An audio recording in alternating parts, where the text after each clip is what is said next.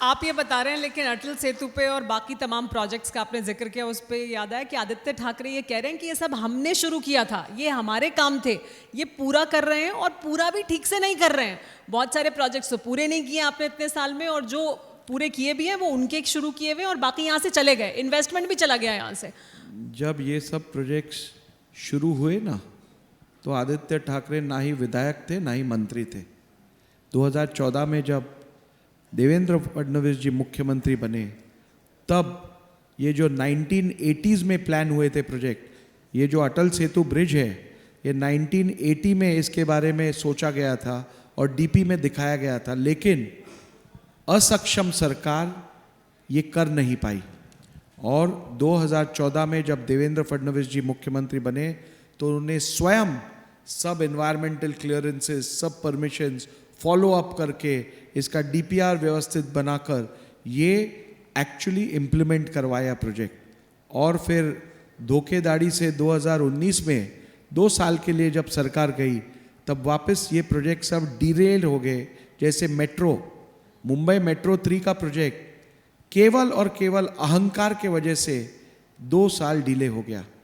नहीं तो अगर कारशेड, आप अगर इसको पॉलिटिसाइज विषय नहीं करते तो आज शायद एक, और आज पॉलिटिसाइज करने के बाद आप ना ही इसको सोल्यूशन दे पाए ना ही प्रोजेक्ट कंप्लीट कर पाए। उद्धव यूबीटी शिवसेना ये एंटी डेवलपमेंट है, ये एंटी प्रोग्रेस है, ये केवल पेटी पॉलिटिक्स करने वाला एक दल है। तो फिर हीरो कौन है अटल सेतु का, इन तमाम प्रोजेक्ट्स का? आप कह रहे हैं देवेंद्र फडणवीस ने शुरुआत की या उनके कार्यकाल में बहुत कुछ आगे बढ़ा, तो फिर देवेंद्र फडणवीस गुड गवर्नेंस का मुख्य चेहरा है, मॉडल है, या एकनाथ शिंदे? जैसे मैंने आपको कहा, सरकार मुख्यमंत्री के अध्यक्षता में काम करती है। देवेंद्र फडणवीस राज्य के सबसे सक्षम, मेरे अनुसार देवेंद्र फडणवीस जी राज्य के सबसे सक्षम एडमिनिस्ट्रेटर है। महाराष्ट्र में आज तक जितने मुख्यमंत्री बने, जितने एडमिनिस्ट्रेटर्स बने, मैं समझता हूं देवेंद्र फडणवीस सबसे सक्षम मुख्यमंत्री के रूप में काम किया है उन्होंने। और आज मुख्यमंत्री शिंदे जी के नेतृत्व में भी वह उतनी ही सक्षमता से काम कर रहे हैं।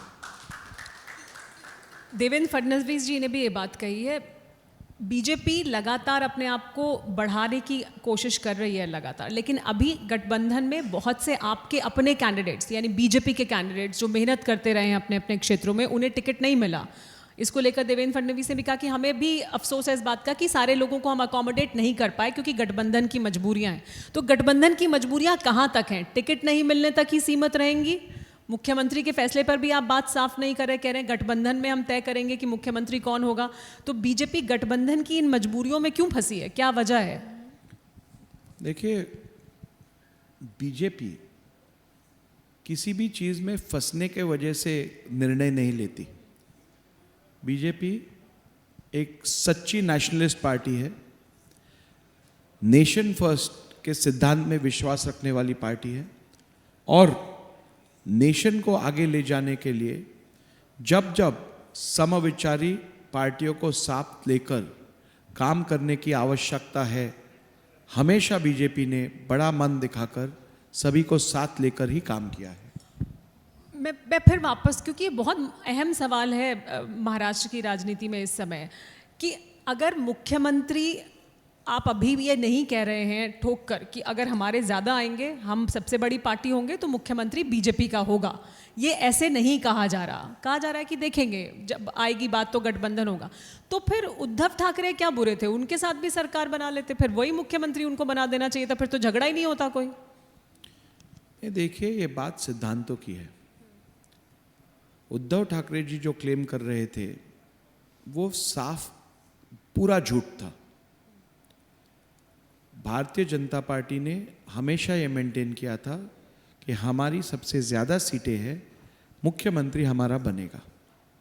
ये तय हुआ था और इस बात पर उन्होंने अपना रवैया बदलने के कारण शायद भारतीय जनता पार्टी का साथ उन्होंने छोड़ दिया। भारतीय जनता पार्टी ने कभी भी शिवसेना का साथ नहीं छोड़ा और इसीलिए मैं समझता हूं कि तब की परिस्थिति और अब की परिस्थिति इसमें बहुत अंतर है। एकनाथ शिंदे जी के पार्टी के साथ ऐसा कोई भी अग्रीमेंट या ऐसी कोई भी चर्चा हुई नहीं थी। यानी और आप अब दूध का जला छाछ भी फूक फूक कर पी रहा है, खुलकर नहीं कह पा रहे हैं कि हमारे सबसे ज्यादा होंगे विधायक तो मुख्यमंत्री हमारा होगा, ऐसे ठोक कर नहीं कह रहे हैं, संभल के चल रहे हैं। ऐसा बिल्कुल नहीं है। अब ऐसी बात है, जब छाछ पीने का वक्त होता है तब हम छाछ पी रहे हैं, जब दूध पीने का वक्त होता है तब हम दूध पिएंगे। अच्छा, गुड गवर्नेंस पर वापस आते हैं। आपने कहा गुड गवर्नेंस के मॉडल पर हम जा रहे हैं लोगों के पास, तो गुड गवर्नेंस के मॉडल में अजीत पवार आते हैं?